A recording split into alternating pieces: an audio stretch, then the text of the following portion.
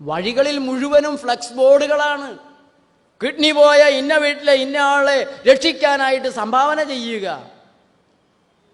കുമ്പളങ്ങിയിലെ സ്നേഹമോൾക്ക് കരളും വൃക്കയും മാറ്റി വയ്ക്കണം. 50 ലക്ഷം വേണം. എന്തിനാണ് 50 ലക്ഷം? ഓട്ടോറിക്ഷ ഡ്രൈവർ 10 കിലോമീറ്റർ വന്നിട്ട് 1500 രൂപ തരാൻ പറഞ്ഞാൽ കരണക്കുറ്റിട്ട് ഇടി വീഴില്ലേ? അവിടെ ചോദിക്കില്ല, എന്താണോ ഓട്ടോറിക്ഷയുടെ വില, തൻ്റെയും കൂടെ വിലയാണോ എന്ന് ചോദിക്കും.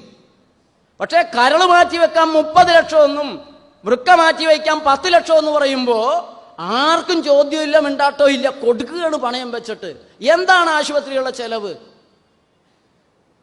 ആരെങ്കിലും അറസ്റ്റ് ചെയ്ത് പിടിച്ചുകൊണ്ട് പോയാൽ അവരുടെ കരളെടുത്തല്ലേ മാറ്റി തരണത്, ആശുപത്രിക്കാരുടെ കരളല്ലല്ലോ തരണത്. 1 ലക്ഷം രൂപ ചെലവ് വരാത്തിടത്താണ് 30 ലക്ഷം രൂപ കൊള്ളയടിക്കുന്ന ഭീകരത. തിരുമേനി ഇവിടെ ഇരിപ്പുണ്ട്. ഞങ്ങളുടെ പള്ളിയിലെ അച്ഛന്മാരുടെ ബിഷപ്പുമാരുടെ സ്ഥാപനങ്ങളായാലും ആത്മീയാചാര്യന്മാരുടെ ആൾദൈവങ്ങളുടെ ആശുപത്രി ആയാലും ഒക്കെ ചെയ്തുകൊണ്ടിരിക്കുന്നത് കൊള്ളയടിക്കലാണ്. ഞങ്ങളുടെ ഒരു സഭ രാജഗിരി ആശുപത്രി, ഈ നാട്ടിലെ ആശുപത്രികൾക്കൊക്കെ ഭയങ്കര ക്ഷാമമായതുകൊണ്ട് അവരും കൂടി ഇനി ഒരു ആശുപത്രിയുടെ തുടങ്ങാതെ, അതും ചെറിയ ആശുപത്രികളൊന്നുമല്ല, ഭീകര ആശുപത്രികളാണ്. 40 ഏക്കറിൽ ഒരു ആശുപത്രി ഉണ്ടാക്കിയിട്ടുണ്ട്.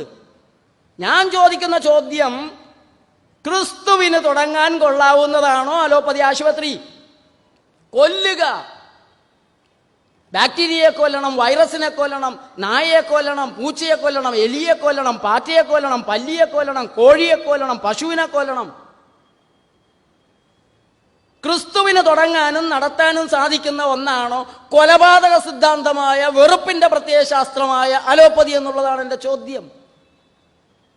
രാജഗിരി ആശുപത്രിയിലെ ICUവിൽ കിടന്ന് ഒരു മനുഷ്യൻ മരിക്കുന്നത് എങ്ങനെയാണ്? അതാണോ ക്രൈസ്തവ മരണം? ഒരു ക്രൈസ്തവൻ മരിക്കേണ്ടത് എങ്ങനെയാണ്? എൻ്റെ ചെറുപ്പത്തിൽ ക്രൈസ്തവ മരണങ്ങൾ ഞാൻ കണ്ടിട്ടുണ്ട്. ഞങ്ങളുടെ അമ്മൂമ്മമാരൊക്കെ ചുറ്റും ഇരുന്ന് ഈശോ മറിയ മൗസേപ്പെ ഈ ആത്മാവിന് കൂട്ടായിരിക്കണമെന്ന് ഇങ്ങനെ ചൊല്ലിക്കൊണ്ടിരിക്കും. അതിൻ്റെ നടുക്ക് കിടന്നിട്ടാണ് 10, 90, 95 വയസ്സായ അപ്പൂപ്പന്മാര് പതുക്കെ മരണത്തിലേക്ക് യാത്രയാകുന്നത്. എൻ്റെ അമ്മൂമ്മ മരണത്തെ ഭയന്നിരുന്നില്ല. സുഖമരണത്തിന് വേണ്ടി അവരുടെ പ്രാർത്ഥന സുഖമരണം കിട്ടണമെന്നുള്ളതായിരുന്നു. ഇപ്പൊ ദുരിതമരണം കൊടുക്കുന്ന ICUവിലെ ഏകാന്ത കഠിന തടവ്. നിങ്ങളിൽ എത്ര പേർക്ക് വേണം ICUവിലെ ഏകാന്ത കഠിന തടവ്? നിങ്ങൾക്ക് വേണ്ടപ്പെട്ടവരെ 2 മിനിറ്റ് മാത്രം കയറിക്കാണാൻ നിങ്ങളെ കാണാൻ സമ്മതിക്കുന്ന ഈ ഭീകരതയ്ക്ക് മാത്രം എന്ത് മഹാപാപമാണ് നമ്മുടെ മനുഷ്യർ ചെയ്തത്? എന്ത് ദ്രോഹമാണ് നമ്മൾ അലോപ്പതിക്കാരോട് ഡോക്ടർമാരോട് ചെയ്തത്?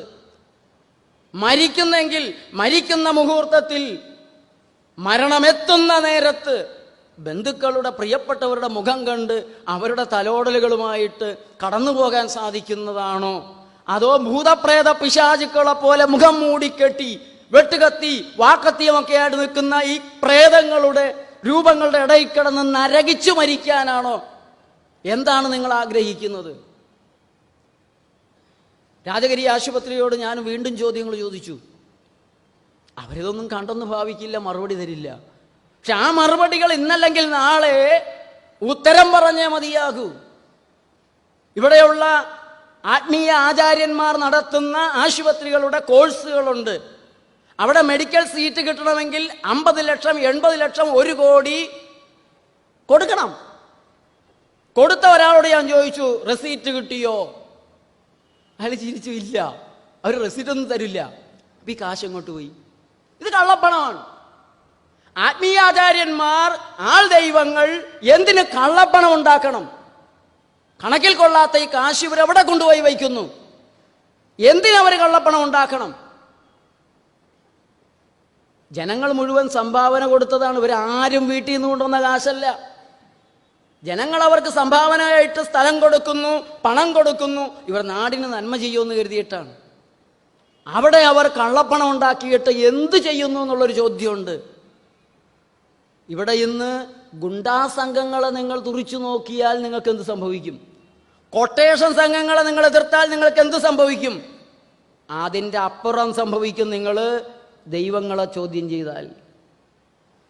ദൈവം ഗുണ്ടയേക്കാൾ ഭീകരനായി മാറുന്ന ഒരവസ്ഥയിലേക്കാണ് നമ്മുടെ ആത്മീയാചാര്യന്മാർ ഇന്ന് മതത്തെ ദൈവികമായ പ്രവർത്തികളെന്ന് അവർ വിശേഷിപ്പിക്കുന്നവ ചെന്ന് അധപ്പതിച്ചിരിക്കുന്നത് നമ്മൾ അറിയേണ്ടതുണ്ട്.